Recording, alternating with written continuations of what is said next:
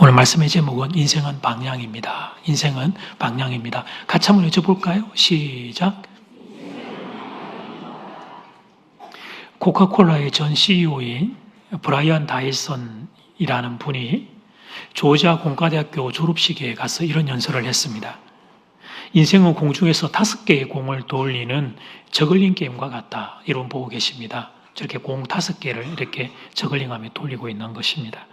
각각의 공에 일, 가족, 건강, 친구, 영혼이라고 이름을 붙여보자. 당신은 이 모든 공을 떨어뜨리지 않기 위해 애쓰고 있다. 이 중에 일은 비유하자면 고무공에 비유할 수 있다. 그래서 이 공은 떨어뜨려도 괜찮은 게 고무공은 떨어지면 다시 튀어오르기 때문에 괜찮다. 그러나 나머지 4개는 유리공이라 실수로 떨어뜨려 버리면 깨져버린다. 다시는 이전과 같이 원상회복이 될 수 없다. 이 사실을 이해하고 삶의 균형을 잃지 않기 위해서 애써야 한다. 이제 이런 강연을 했습니다. 사랑하는 여러분, 삶을 보면 상대적으로 좀 여유와 유연한 것들이 있습니다. 예를 들면 오늘 그 일을 만약에 못 해내면 내일 우리가 다시 또 할 수 있는 기회를 얻으면 됩니다. 그러나 반대로 인생에서 탄력적이지 않고 참 이 여유가 없는 것들도 있습니다. 관계, 한번 깨어지면 회복이 너무 어렵고 영원한 나라도 우리가 한번 잃어버리면 얻을 수가 없죠. 그래서 이런 것들은 한번 깨어지면 다시 회복하기가 너무 힘든 영역이에요. 그래서 이런 주제들이 더 중요한 줄 알고 소중히 다루는 지혜가 있어야 합니다. 그런데 여러분, 이런 강의를 다른 사람이 아니라 코카콜라의 CEO가 했다는 사실을 주목해야 합니다. 세계적인 기업의 최고 경영자가 삶의 균형에 대해 강의를 한 겁니다. 자기가 그렇게 일을 많이 해서 그 위치에 올라서 놓고 일보다 더 중요한 것이 있다고 인생의 후배들 대학의 졸업식장에서 강연을 했던 것입니다. 어쩌면 살아왔던 자신의 삶에 대한 인생에 대한 반성이 아니었는지도 모릅니다. 일 당연히 중요하죠. 그런데 그것보다 더 중요한 것이 있다는 것을 깨닫고 인생의 후배들에게 이렇게 자기의 삶을 반추하며 중요한 교훈을 남겼던 것입니다. 첫 번째는 갑자기 멈춰선 인생이 있습니다. 미국 실리콘밸리에 집을 둔 바쁘게 사는 한 유명 인사가 있었습니다. 그는 하루에 보통 12시간에서 14시간씩 일을 했습니다. 주말도 마다하지 않고 일을 했습니다. 그러던 어느 날 건강을 챙기지 못했다는 사실을 몸의 이상 징후와 함께 깨닫게 되었습니다. 병원을 갔더니 의사가 몇 가지 심각한 신호를 말해 주었습니다. 그러면서 규칙적인 식사와 정기적인 운동을 해야 한다는 처방을 내렸습니다. 그때부터 그는 의사에게 가지 않았습니다. 잔소리 듣기가 너무 귀찮아가지고. 그가 했던 생각은 이런 생각이에요. 자막을 보시면 건강을 챙길 시간은 나중에 많이 있을 거야. 일이 자리를 잡으면 말이야. 그런데 안타깝게 그의 삶의 균형이 자꾸 깨어져 가고 있었습니다. 이를 보다 못한 사랑하는 아내가 남편에게 한 가지 조언과 요청을 합니다. 여보, 우리 교회 같이 가요, 교회. 교회는 집에서 그리 멀지 않은 곳에 있었기에 마음만 먹으면 가는 게 힘들지 않았지만 주일 아침은 잠을 더 잘 수 있는 직장인에게 유일한 시간이었어요. 세상에서의 성공을 생각할 때 아직은 교회를 갈 때가 아니었습니다. 그는 마음속으로 자신에게 이렇게 말을 했습니다. 또 한번 자막을 보시면 일이 안정되고 나면 교회 갈 시간이 충분히 있을 거야. 그런데 어떻게 하면 좋아요? 그의 몸 안에서, 보이지 않는 그의 몸 안에서 작은 문제가 발생하고 있었습니다. 풀잎처럼 부드러웠던 혈관이 시멘트처럼 굳어가고 있었습니다. 그의 심장은 지난 50년 동안은 하루에 24시간 동안 10만 번씩 건강하게 뛰었습니다. 그런데 그 맥박이 한 박자 건너뛰었습니다. 그리고 또 한 번 그런 일이 생겼습니다. 수많은 사업의 결정을 그가 좌지우지 했지만 자기 맥박 하나 마음대로 조절할 수가 없었던 것입니다. 새벽 3시경에 자다가 아내가 깨서 보니까 남편이 옆에 없어요. 아이고, 이 사람 또 밤새 또 일하고 있구나. 남편이 걱정이 되어서 아래층에 내려가 보았더니 아니나 다를까 남편이 컴퓨터 앞에 앉아서 그런데 좀 이상한 건 그 머리를 거기다가 그 책상 위에 놓고 잠이 들어 있었습니다. 남편 보고 깨워서 여보, 위에 침대에 가서 잡시다 깨워 흔들어 보았지만 그러나 기척이 없어요. 아무리 흔들어도 움직이지를 않아요. 119 구조대가 달려와서 하는 말은 심장마비로 돌아가셨습니다. 그 말뿐이었습니다. 장례가 끝나고 사람들은 그를 기리면서 기념탑을 세우고 그 위에 이런 말을 적어 놓았어요. 탁월한 기업가였다. 그리고 그런 그를 향한 찬사의 여러 가지의 말들 중에 가장 꼭대기에는 이 사람이 가장 듣고 싶어 했던 말, 이 사람의 인생의 목표였던 말이 적혀 있었어요. 자막으로 보시면 성공한 사람. 그가 원했던 그 말을 사람들은 그를 추모하는 마음으로 적어 주었어요. 그때 하늘에서 하나님의 천사가 이 사람의 무덤으로 내려왔습니다. 천사가 손가락을 들어서 그의 인생에 대하여 하나님의 평가를 그에게 적었습니다. 여러분 보십시오. 어리석은 사람. 하나님의 말씀입니다. 오늘 본문 20절, 21절을 제가 다시 읽어드립니다. 하나님이 이르시되 어리석은 자여 오늘 밤에 너희 영혼을 도로 찾으리니 그러면 너희 준비한 것이 누구의 것이 되겠느냐 하셨으니 자기를 위하여 재물을 쌓아두고 하나님께 대하여 부유하지 못한 자가 이와 같으니라. 아멘. 예수님이 너무 조금 심하게 말씀하셨습니다. 예수님은 참 인격적이고 사람들을 예의 있게 대하시는 분인데 근데 오늘 본문에서는 좀 노골적이라고 할 수 있을 정도로 말씀을 하세요. 어리석은 사람이라고 말씀을 하십니다. 예수님은 왜 이런 표현을 사용하셨을까요? 이 사람이 일부러 아내에게 소홀히 했던 것이 아닙니다. 특별히 탐욕에 많이 빠져 살던 사람도 아니었어요. 그런데 이렇게 말씀하셨던 이유는 그에게 문제가 있었기 때문이에요. 그것은 인생의 방향이 잘못 설정되었던 것입니다. 교회 다니는 여러분들은 오늘 이 성경 말씀을 너무나 잘 알고 읽을 때 너무 자주 보고 이러다 보니까 그냥 비상적으로 넘어가고 있기 때문에 나하고는 별로 상관없는 말씀이다 생각하기 때문에 제가 지금 이 시대에 우리들 중에 누가 대표가 되는 한 사람의 이야기를 비유로 들어 오늘 말씀을 더 좀 풀어서 여러분에게 이야기해 드린 거예요. 조금 말씀드렸던 이 실리콘 밸리에 있었던 이 사람, 그의 인생의 우선순위를 아마 차례대로 적어본다면 우리도 그와 거의 비슷할 텐데 이런 식이 되리라 예상이 돼요. 한번 보시겠어요? 인생의 우선순위. 1. 회사에서의 승진. 2번 업무를 완수하는 것. 3. 먹는 것. 요즘 먹는 거 중요해요. 찍어가지고 인스타에 올려야 되고 즐겁게 노는 것도 사실은 같은 군에 들어가는 것 같고 5번 가족. 그리고 나서 제일 마지막에 갔어야 꼬랑지로 죽지 않는 것. 그러나 사랑하는 여러분, 사실은 제일 마지막에 있는 게 가장 중요한 것입니다. 우리의 영혼은 앞서거니 뒤서거니 순서만 다를 뿐 우리는 우리가 왔던 창조주 하나님 앞으로 우리는 돌아가게 되어 있기 때문입니다. 어떻게 하면 좋아요? 그런데 우리가 인생의 우선순위를 바꿔서 삽니다. 인생은 속도가 아니고 방향인데 그런데 우리는 빨리 달려가는 것에만 관심이 있지 내가 지금 바른 길을 가고 있는지 그 방향에 대한 고민과 그리고 생각이 없다 하는 것입니다. 사랑하는 여러분, 오늘 이 말씀이 여러분에게 좀 오해가 아니면 좋을 것 같아요. 지금 제가 먹는 거, 마시는 거, 경제적인 안정이 필요 없다는 걸 말씀드리는 건 아니에요. 필요해요. 우리의 삶에 그건 꼭 필요한 것들입니다. 다만 그게 우리의 인생이 방향이 되면 안 되는데 그게 우리 인생이 방향이 되는 것에 대한 안타까움을 전하는 것입니다. 조금 더 가지면 그러니까 어떻게 돼요? 조금 더 가져야만 행복하고 살다가 여러분 내가 남편에게 원피스 하나 선물 받아서 그거 너무 좋아요. 한 20만 원, 30만 원짜리. 그런데 너무너무 행복했는데 며칠 뒤에 친구 만났더니 친구가 글쎄 100만 원짜리 원피스 입고 있네. 막 그것만 봐도 속이 뒤집어지는 거지. 있고 없음에 오고 감이 그냥 우리 인생의 전체를 좌우하는 그 인생으로 살 수밖에 없는 거예요. 인생의 행복의 기준을 소유, 외모 이런 이 사라질 것들을 우리의 삶의 목표와 방향과 기준으로 삼고 사는 우리의 현실이 문제라는 것입니다. 아프리카에 가면 스프링폭스라고 하는 산양이 있습니다. 수천 마리씩 떼를 지어서 삽니다. 그런데 이 녀석들이 특별한 이유 없이 집단으로 내달려가지고 벼랑에서 떨어져서 집단 자살을 하는 경우가 있어요. 여러분 관련 사진입니다. 왜 저럴까요? 왜? 이유를 알아보니까 수천 마리가 떼를 지어 다니게 되면 풀을 이제 땅에 있는 걸 먹으면서 가야 되잖아요. 근데 뒤에 있는 양은 풀을 못 먹는 거예요. 앞에 있는 녀석들이 다 먹고 가거나 아니면 남은 것들도 앞에 양들이 지나가며 발로 다져가지고 뒤에 양들이 못 먹게 만드는 거예요. 그러니까 뒤에 있는 양들이 그 먹고 싶은 마음 때문에 어떻게 하냐면 이 머리와 뿔로 앞에 있는 양들의 그 궁디를 자꾸 미는 거죠. 밀어 제끼고 나도 한 번쯤 먹고 싶다고.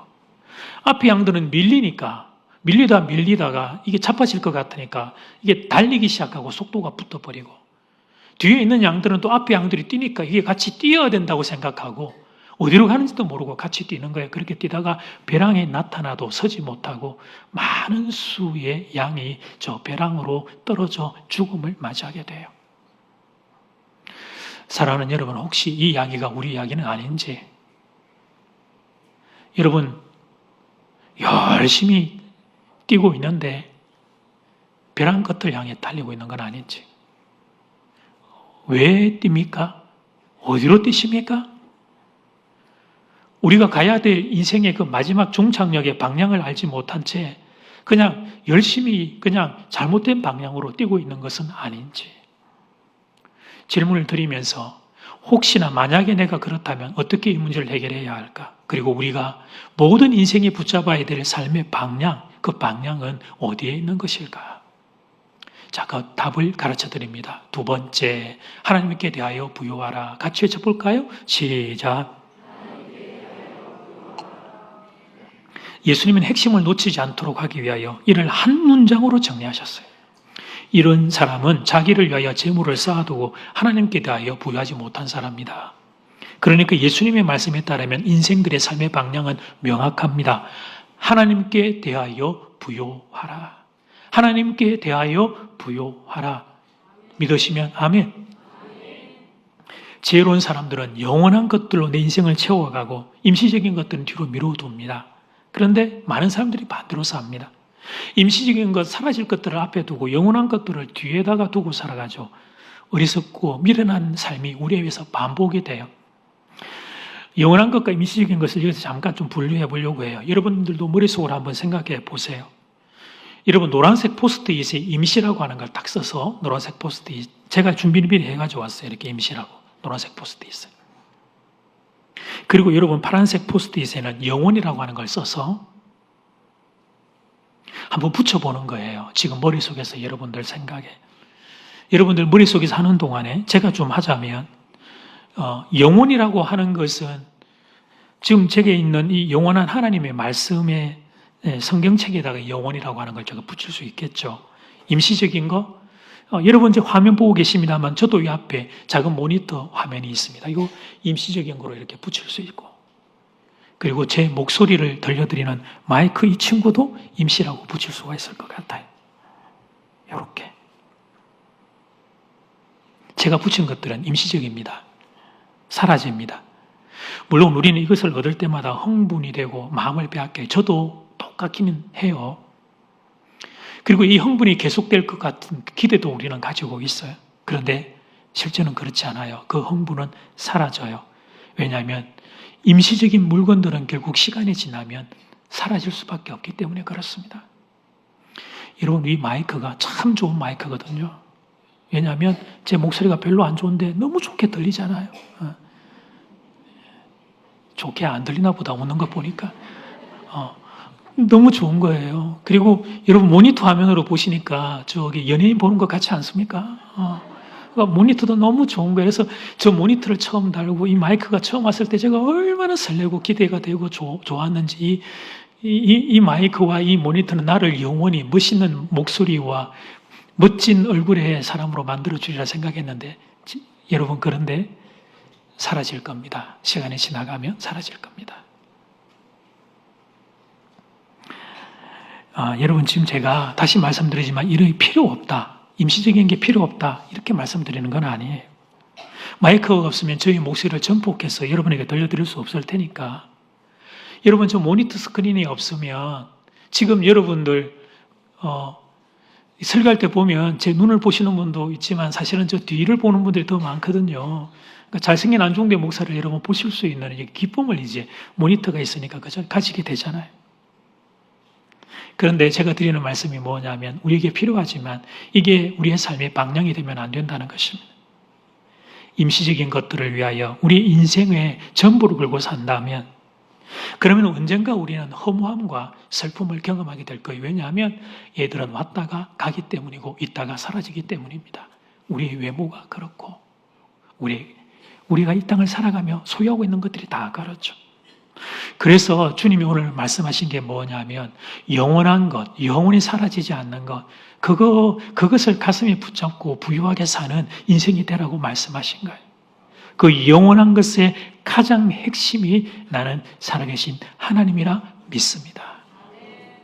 여러분 오늘 본문을 보면 부족하는 말이 뭡니까? 오늘 이 누가복음 12장 17절, 19절 짧은 절에서 내가 방송실을 띄워놔 주셔서 너무 고맙게 저 빨간 색깔로 해놓은 거 벌써 다 안 읽을 테니까 내가 그리고 그 뒤에도 보면 또 내가 5번이 나와요. 그러니까 이 사람이 미천이 뭐냐면 나예요. 내가 미천이에요. 내가 이것도 할 수 있고 내가 저것도 할 수 있다는 거예요. 말씀은 되었습니다. 자기에게는 돈이 있었습니다. 자기에게는 1년이라고 하는 시간이 있었습니다. 자기에게는 내가 악착같이 벌어들이면 큰 돈을 벌어들일 수 있다는 자신이 있었습니다. 그래서 그는 자신 있게 자기의 계획을 발표했던 거예요. 그런데 이렇게 생각하는 사람에게 주님은 오늘 충격적인 말씀을 하셔요. 누가복음 12장 20절 말씀, 하나님은 이러시되 어리석은 자여, 말씀 좀 띄워주세요. 오늘 밤에 너의 영혼을 도로 찾으리니 그러면 너의 예비한 것이 네 것이 되겠느냐 하셨으니, 사람이 계획을 세우고 계산을 한다고 할지라도 하나님이 지켜주지 않으면 그 계획과 계산이 무슨 소용이 있느냐 하는 것입니다. 러시아나 우크라이나 전쟁이 우리에게 하는 말이 바로 이것입니다. 여러분, 우크라이나의 국민들의 마음이 한번 되어보셨습니까? 어느 날 갑자기 그들에게 벌어진 이 참혹한 현장들, 예상할 수 없는 일이 수시로 일어나는 것이 우리의 인생살이입니다. 다른 건 다 놔두고 나의 내일을 알 수 없습니다. 오늘 밤 하나님이 나를 부르시면 그러면 우리는 이 땅을 떠나 영원한 나라로 가야 합니다. 나 안 갈 거예요. 그렇게 우리는 거부하고 저항할 수 없어요. 하나님이 부르시면 가야 합니다. 돈을 버는 게 잘못이라는 게 아닙니다. 돈을 벌기 위해 계획을 세우는 것이 잘못이라는 게 아닙니다. 다만 그게 우리 인생의 목적과 방향이 될 수 없다는 거예요. 완벽한 계획을 세우고 그 계획을 실행할 의지를 가지고 있더라도 오늘 하나님이 부르시면 우리는 그 모든 걸 놔두고 영원한 나라로 가야 합니다. 너희는 이 사실을 알고 있느냐고 주님이 오늘 질문하신 거예요. 너희는 이 사실을 알고 있느냐고. 그래서 그 죽음 뒤에 영원한 세계에 대해 준비가 되어 있느냐고. 지금이라도 영원한 세계에 진입하게 되면 그 나라에 갈 영생을 너희는 소유하고 있느냐고, 하나님에 대하여 부유함이 무엇인지 아느냐고 질문하는 거예요. 여러분, 다른 것은 있으면 좋죠. 없으면 좀 불편하긴 해요. 그러나 또 우리가 살면 살아요. 그러나 여러분, 영원한 생명은 꼭 있어야 합니다. 우리는 모두가 다 죽기 때문입니다. 죽음 이후에는 영원한 생명이 꼭 필요하기 때문입니다. 그래서 영생의 주인이신 예수님을 알아야 합니다. 예수님을 알고 영생을 얻어야 합니다. 그 다음에 살아도 이 땅에서 열심히 사는 거예요. 열심히 살지 말라는 것이 아니라 열심히 우리가 사는데 영원한 생명을 얻고 확보하고 예수님을 만나고 난 뒤에 이 땅에서의 삶을 생각하는 우선순위가 세워져야 한다는 것입니다. 우리 주님은 안타까운 마음으로 오늘 이 사실을 이렇게 전하고 계십니다. 사랑하는 여러분, 오늘 성경에 나오고 있는 이 부자, 어리석은 부자 이야기가 혹시 내 이야기는 아닌지 우리 삶을 한번 돌아보기를 원해요. 아유, 목사님, 자꾸 그 하나님 예수님 이야기 했었는데 그거 없어도 돼요. 돈만 있으면 돼요.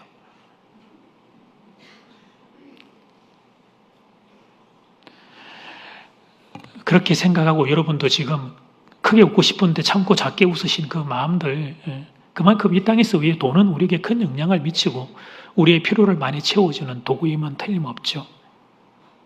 그런데 정말 돈이 있으면, 돈만 있으면 우리 인생의 중요한 것들이 해결될 수 있는가를 점검해 봅니다. 지금 제가 들려드릴 이야기는 오래전부터 여러분 들어서 알고 있는 이야기인데 잘 아는 이야기지만 한번 생각을 해보세요. 돈으로 침대는 살 수 있지만 잠은 살 수 없습니다. 여기도 보이는데요. 불면증 때문에 고생하시는 분들, 잠이 안 오시는 분들, 자다가 새벽 1시, 2시에 눈이 뜨면 다시 잠이 들지 않아서 밤새 끙끙 앓고 있는 분들, 누구에게 말하지 못하지만 겉으로는 멀쩡한데 내 정신이 아파서 우울하고 마음들이 잠이라는 단어를 썼지만 내 마음을 어떻게 하지 못하는 것 말이에요. 돈으로 책은 살 수 있지만 지혜는 살 수 없습니다. 여러분 자녀들에게 돈을 투자해서 여러분 좋은 환경에 갖다 놓으면 공부 잘할 확률이 높지만 그렇다고 해서 다 공부를 잘하는 건 아니에요. 공부하고 싶은 마음이 생겨야죠. 돈으로 음식은 살 수 있지만 식욕은 살 수 없습니다. 돈으로 화장품은 살 수 있지만 아름다움은 살 수 없습니다. 아차, 요거는 조금 좀 다르긴 하겠다. 동동 구리면 막 갖다 바르면 조금 컴프라치가 되긴 하니까. 그래도 뭐 씻고 민낯 떼면 뭐 드러나잖아요. 실체가 본체가. 돈으로 약은 살 수 있지만 건강은 살 수 없어요.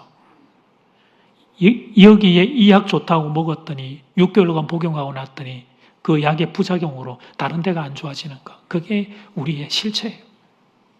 돈으로 집은 살 수 있어요. 그러나 화목한 가정은 살 수 없습니다. 돈이 필요 없다는 게 아니라 돈으로 안 되는 것이 있고 더 중요한 영역이 있단 말이에요. 참된 부유한 삶은 하나님께 대하여 부유한 사람입니다. 하나님과의 관계에서 부유한 사람, 이 사람이 진짜 부유한 사람이에요. 왜냐하면 하나님은 영원한 것이며 사라지지 않는 것이기 때문이죠. 하나님의 은혜로 베푸는 사람, 하나님의 생명으로 베푸는 사람, 하나님의 평안으로 베푸는 사람, 하나님으로 베푸는 사람, 그 사람은 진짜 부유한 인생을 살게 돼요. 상황과 환경과 관계없이. 시편 23편 1절은 잘 아는 말씀인데 다윗의 고백, 한번 우리도 같이 고백해 봅시다. 시작. 여호와는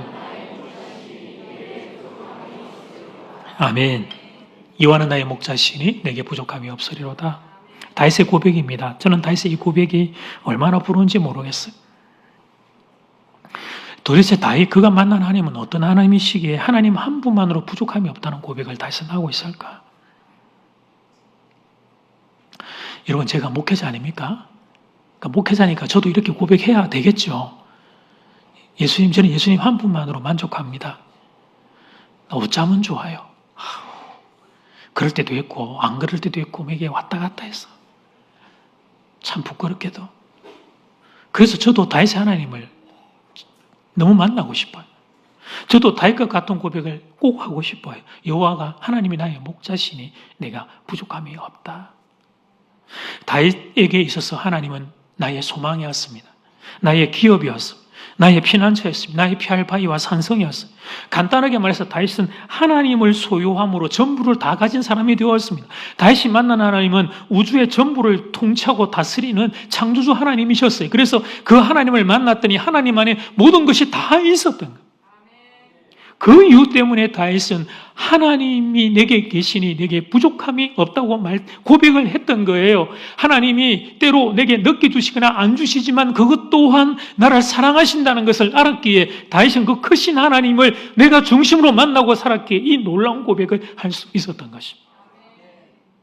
여러분 이 세상을 살아가는 인생 중에 부족함이 없다고 말할 수 있는 인생이 누가 있겠어요? 우리는 늘 부족해요. 늘 결핍으로 가득 차 있는 게 우리 인생살이에요. 이게 있으면 저게 없고요. 저게 있으면 이게 없어요. 그러나 다윗이 만난 하나님을 우리도 만날 수 있다면 이야기가 달라질 수 있습니다. 온 우주의 주관자가 되시는 크신 하나님을 만날 수만 있다면 그렇다면 우리 또한 자족하는 인생을 살 수 있습니다. 감사할 때는 찬양으로, 눈물이 날 때는 하나님의 위로를 의지하며 살아가는 자족하는 놀라운 길이 열리게 됩니다. 바라기는 이 놀라운 세계가 여러분에게 열리기를 축복합니다. 오늘 처음 오신 여러분들과 또 작년제일의 교우를 축복하는 마음으로 제가 3가지 3중 축복을 드립니다. 다 잃어도 건강 잃지 않기를 바랍니다. 다 잃어도 가정 잃지 않기를 바랍니다. 다 잃어도 예수님 잃지 않기를 바랍니다.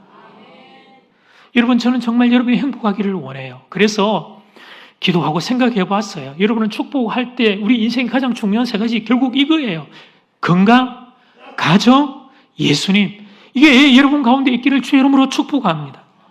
그런데 여러분 그 축복을 누리고 사는 데 있어서 소유가 우리에게 필요하지만 소유가 우리 인생의 전부를 좌우할 수 있는 것이 아니기 때문에 우리의 영혼이 하나님을 만나서 풍성해지지 않으면 참된 행복이 없기에 주님이 하신 이 말씀을 제가 여러분에게 전하고 있는 것입니다. 하나님, 살아계신 하나님, 온 우주의 주관자 되시는 하나님으로 우리의 마음이 채워질 때 그때 참된 만족과 기쁨이 무엇인지 알게 될 것입니다. 교회 다니시는 분들은 참 잘 아시는 송명희 시인을 오늘 새 가족들을 위해서 한번 소개할까 합니다. 송명희 시인은 태어날 때 그때 그만 안타깝게 중증 뇌성 마비 환자가 되었습니다.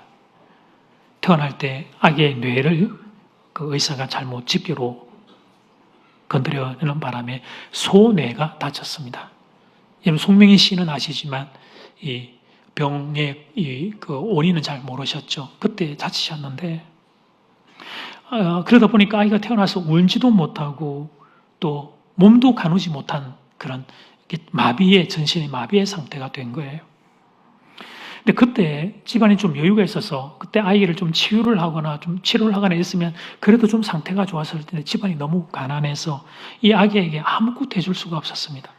아버지는 몸도 약하고 마음도 아파서 술과 담배에 그렇게 찌들어 살고 있었고 어머니도 몸이 약해서 이 아기에게 가뜩이나 약한 아기에게 젖도 먹이지 못하고 우유도 사 먹이지 못했어요. 여러분 보고 계시는 게 송명희 시인의 여러분이 많이 보신 그 책과 함께 같이 있는 그런 사진입니다.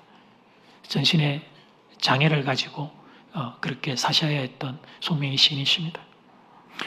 그래서 그분의 본인의 고백대로 송명희 시인은 깨어진 질그릇이었습니다. 깨어진 질그릇. 바사삭 깨어져 버린. 몸만 그런 게 아니라 마음과 영혼도 망가지고 깨어진 질그릇이었습니다. 나는 버림받은 인생, 나는 태어나지 말았어야 할 인생, 나는 저주받은 인생. 그게 오랜 세월 이분의 마음을 괴롭혔던 그런 사탄의 거짓말이었죠. 그런데 이 참 기가 막힌 인생에 보배를 담은 보물과 같은 예수 그리스도를 담은 고귀한 질것으로 변하게 돼 그것은 16살경에 일어나요. 사춘기 무렵에 본인에 대하여 너무나 절망이 커서 스스로 목숨을 끊으려고 시도합니다. 그런데 그 시도조차 뜻대로 되지 않는 상황 가운데 그 극심한 절망 가운데 자괴감과 비참함과 초라함에 사로잡혀 있는 이 송명희 시인에게 예수님이 찾아와 주셨습니다. 그리고 예수님께서 여러 가지 말씀으로 위로를 하셨는데 가장 크게 이 시인이 들었던 이야기는 뭐냐면 명희야, 내가 너 사랑한다. 내가 너 사랑한다. 사랑한다는 주님의 음성을 듣고 그의 영혼과 내면이 회복됩니다. 다 없어도 내가 예수님 내게 계시기에 그래서 그 예수님 붙잡고 이분의 그 이후의 인생이 아름답게 변해가게 되죠. 보배를 닮은 그 질그릇이 얼마나 아름다운 것을 보여줘요. 여러 편의 시를 그렇게 적어서 우리에게 소개했고 이제 제가 소개하려고 하는 건 나라고 하는 아름다운 찬양의 시를 그렇게 소개한 바 있습니다. 제가 한번 좀 읽어드릴게요. 나 가진 재물 없으나 나 남이 가진 지식 없으나 나 남에게 있는 건강 있지 않으나 나 남이 없는 것 있으니 나 남이 못 본 것을 보았고 나 남이 듣지 못한 음성 들었고 나 남이 받지 못한 사랑 받았고 나 남이 모르는 것 깨달았네. 공평하신 하나님이 나 남이 가진 것 나 없지만 공평하신 하나님이 나 남이 없는 것 갖게 하셨네. 여러분 송명희 시인에게 하나님이 공평하신 하나님입니까?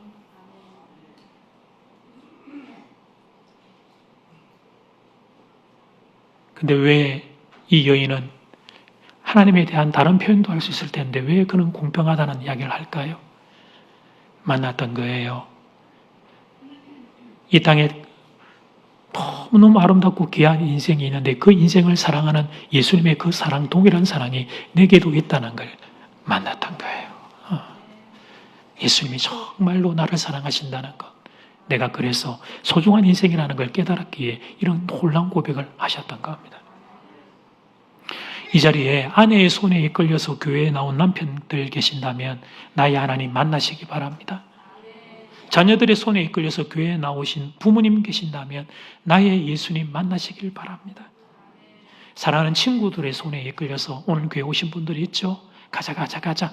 선물 준다 카더라. 가자. 목사님이 아이고야 뭐 설교 모르겠고 하여튼 야구도 잘하고 생기기도 괜찮고 막 밥도 맛있다 하니까 가자. 친구들에서 오신 분들 잘 오셨어요. 잘 오셨는데 나의 예수님을 만나시기를 바랍니다. 나의 예수님. 그럴 때 여러분 우리는 가장 소중한 생명을 얻게 돼요. 언젠가는 서야 될 죽음의 문턱 뒤에를 두려움과 공포가 아니라 환한 기대와 소망으로 바라보며 영원한 세계로 진입할 수 있는 영생을 얻게 됩니다. 그리고 오늘 이 땅을 자족하며 살 수 있습니다.